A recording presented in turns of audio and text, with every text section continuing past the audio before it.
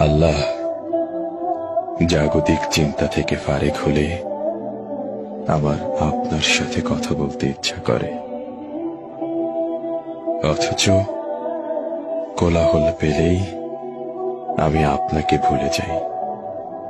বিপদ পেরিয়ে গেলেই হয়ে উঠি উদ্ধত।